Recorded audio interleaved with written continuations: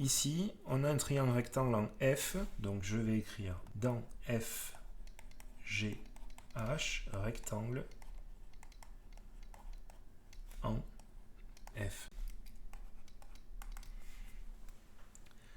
J'ai mis un petit trait autour de l'angle G, je vais écrire le cosinus de G.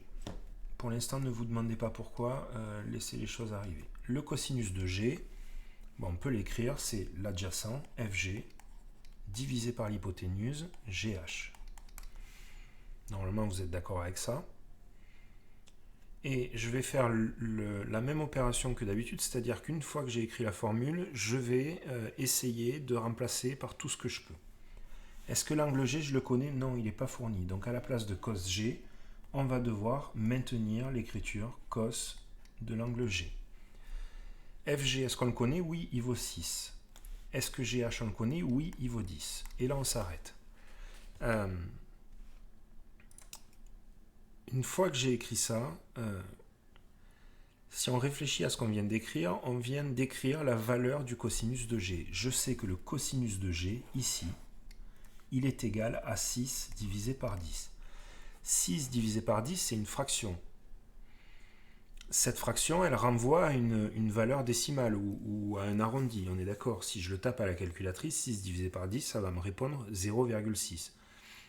Ce qu'on écrit en fait là, en fait, on vient d'écrire la valeur du cosinus. Je ne sais pas si vous vous rappelez, il y a 2 cours en arrière, on avait le tableau avec toutes les valeurs de cosinus et les valeurs d'angle, et je vous avais montré que ce tableau, on pouvait partir de l'angle et trouver le cosinus en le lisant, ou on pouvait partir de la valeur du cosinus et aller lire l'angle en le lisant à l'envers. En fait, votre calculatrice, elle est capable de faire la même chose. Elle est capable de lire la fonction cosinus, entre guillemets, dans les deux sens. Et là, ça va nous intéresser. Pourquoi? Parce qu'on a la valeur du cosinus, et parce qu'on a la valeur du cosinus, on va être capable de trouver la valeur de l'angle. Pour arriver à trouver la valeur de l'angle, on va dire à notre calculatrice, le cosinus vaut 6 divisé par 10, combien vaut l'angle? Alors, pour vous le montrer d'abord avec la calculatrice, ensuite je l'écrirai sur le tableau. Sur ma calculatrice, je vais lui dire combien vaut l'angle si le cosinus vaut 6 sur 10. Pour ça, on va appuyer sur seconde, et la touche cos. Ça va nous envoyer à la fonction arccos. Certains, sur leur calculatrice, auront écrit ça. C'est absolument la même chose, c'est simplement qu'elle est notée différent. Certains vont avoir ça, certains vont avoir ce que j'avais moi sur la mienne, d'autres vont avoir ça. Peu importe, l'essentiel est de taper sur la touche seconde et ensuite sur la touche cos. Donc, je vous invite à le faire si vous avez votre calculatrice sous la main. On va taper seconde cos comme je viens de le faire. Et là, dans la parenthèse, on va marquer 6 divisé par 10. On dit à notre calculatrice, le cosinus vaut 6 sur 10 et on lui pose la question combien vaut l'angle. Si on appuie sur égal à ce moment-là, elle nous répond une valeur qui est la valeur de l'angle. L'angle que nous considérions, l'angle G tout à l'heure, il est égal à 53 degrés. Alors, comment on va écrire ça? Si on a la valeur du cosinus comme ici, on va pouvoir écrire que l'angle G est égal à arc cos de 6 sur 10, qu'on peut mettre entre parenthèses. On tape ça à la calculatrice, et la calculatrice nous répond 53 degrés, et on a fini. Donc, ce que je suis en train de vous amener maintenant, ici, c'est que dans un triangle rectangle, si on connaît deux côtés, on peut calculer un angle grâce au cosinus et grâce à la calculatrice qui, dans sa mémoire, a toutes les valeurs des cosinus et des angles et est capable de faire le lien entre les deux. On part d'un triangle rectangle. Ce triangle, on va l'appeler ABC. Et dans ce triangle-là, on va donner deux longueurs. Par exemple, celle-ci qui vaut 7 et celle-là qui vaut 12. Et parce qu'on te donne deux longueurs, on va te demander un angle. Et pour arriver à trouver cet angle, on va utiliser le cosinus. Donc le début ne change pas. Parce qu'on nous demande l'angle C, on va écrire le cosinus de l'angle C. Le cosinus de l'angle C, on a vu, et normalement on sait que c'est égal à CB, l'adjacent, sur l'hypoténuse CA. Est-ce que jusque-là c'est bon? Bon, une fois qu'on a écrit ça, on va remplacer par tout ce qu'on peut. L'angle C, on ne le connaît pas, donc je ne peux pas le remplacer. On va laisser cosinus de C. Le côté CB, il vaut 7 cm. Donc, je n'avais pas mis les unités. Le côté CB, il vaut 7 cm, donc on remplace CB par 7. Et CA, il vaut 12, donc on met 12. À ce moment-là, tu dois arriver à voir qu'on écrit la valeur du cosinus. Le cosinus, il vaut 7 sur 12. Tu es d'accord avec moi toujours ? Bon, si le cosinus vaut 7 sur 12, on peut demander à la calculatrice combien vaudra l'angle si le cosinus vaut 7 sur 12. Et pour ça, on utilise la fonction arccos. Arccos de 7 sur 12, et on tape ça à la machine. Donc je vais le taper encore une fois devant toi. Seconde cos de 7 divisé par 12. Et on appuie sur égal, et là la calculatrice te dit l'angle il vaut 54 degrés. 54,3. On vient d'écrire le calcul qu'on vient de taper dans la calculatrice, arc cos de 7 sur 12, et donc ça veut dire que C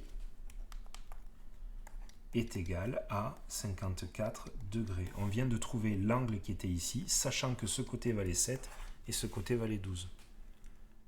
Il y a deux cas dans le cosinus. Soit on vous demande un côté, et c'est on doit faire ce qu'on a fait jusqu'à présent, ce qu'il y avait à faire pour aujourd'hui sur Quick, soit on vous demande de calculer un angle et il faut faire le calcul tel que je viens de l'écrire là. On part de la formule du cosinus, on remplace, on se rend compte qu'on a la valeur du cosinus qui est donnée par l'énoncé, 7 sur 12, et donc on demande à la calculatrice de lire le tableau du cosinus à l'envers en utilisant la fonction arccos.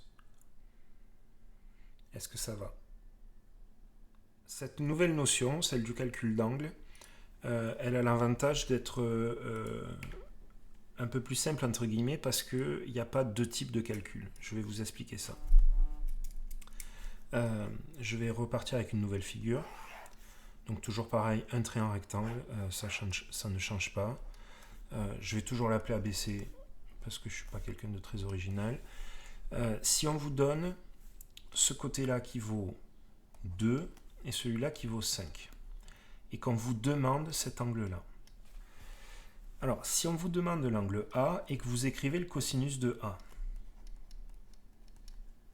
vous allez écrire le cosinus de A, c'est l'adjacent AC sur l'hypoténuse AB. Quand vous écrivez ça, vous écrivez rien de faux. Quand vous cherchez à remplacer, A, on ne connaît pas, c'est ce qu'on cherche. Donc je laisse cos A. Est-ce que AC on le connaît? Non, donc on est obligé de laisser AC. Sur AB qui vaut 5. Et là en fait vous vous rendez compte que vous ne connaissez pas ça et vous ne connaissez pas ça. Sauf que pour arriver à vous en sortir, il faut en connaître 2 de longueur. Donc si vous passez par ce chemin-là, il n'y a rien de faux, c'est simplement pas le bon chemin. Donc pour arriver à vous en sortir, il faut vous dire, on me donne ce côté-là, c'est l'hypoténuse. On me donne ce côté-là par rapport à l'angle A, c'est l'opposé. Sauf que l'opposé, on n'en a pas besoin d'un cosinus. Donc pour trouver l'angle A, on va devoir calculer l'angle B. Parce que les deux valeurs qui sont données ici, ce sont l'adjacent et l'hypoténuse de l'angle B. Donc on va être contraint d'écrire le cosinus de B est égal à l'adjacent BC sur l'hypoténuse BA. Et une fois qu'on a fait ça, on va remplacer cosinus de B, on ne connaît pas. BC, il vaut 2. Sur BA, il vaut 5. Et parce qu'on a la valeur du cosinus, on va pouvoir calculer l'angle B. L'angle B, il va être égal à arc cos de 2 sur 5. On va le taper à la calculatrice. Seconde cos de 2 divisé par 5. Et ça veut dire que l'angle B vaut 66 degrés, si on l'arrondit au degré près. Je ne mets pas de chiffre après la virgule. B, il vaut 66 degrés. Alors tout ça, c'est bien sympa, sauf qu'on ne me demandait pas l'angle B, moi. Dans l'énoncé, on me demandait l'angle A. Je ne sais pas si vous vous souvenez. Mais une fois qu'on a trouvé l'angle B, est-ce qu'il est difficile de calculer l'angle A? Pas vraiment. On va pouvoir écrire que l'angle A, il est égal à ce qu'on a écrit tout à l'heure grâce à la question de Nolan, 180 moins 90 moins 66. L'angle A, il vaut 24 degrés. Dans ce que j'avais écrit en blanc, en fait, parce qu'on me demandait l'angle A, ici, l'énoncé, il y avait un point d'interrogation ici. Donc on me demandait l'angle A. Je n'ai pas cherché à comprendre, j'ai écrit le cosinus de A, parce qu'on sait écrire le cosinus de A. Quand je remplace par mes valeurs, je vois que j'ai pas le A et j'ai pas AC. Donc en fait, j'ai qu'une seule valeur, je ne peux pas m'en sortir avec une seule valeur. Il m'en faut au minimum 2 pour trouver la troisième. Donc, au lieu de rester bloqué là-dessus, je me dis, est-ce que je ne peux pas calculer l'angle B? Donc pour calculer l'angle B, il faut arriver à se rendre compte qu'on a le côté adjacent à B, ce côté-là, BC, c'est l'adjacent.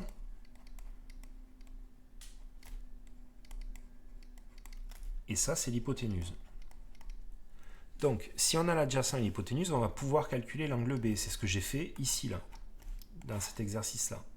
Si j'ai l'adjacent et l'hypoténuse, je peux calculer l'angle B.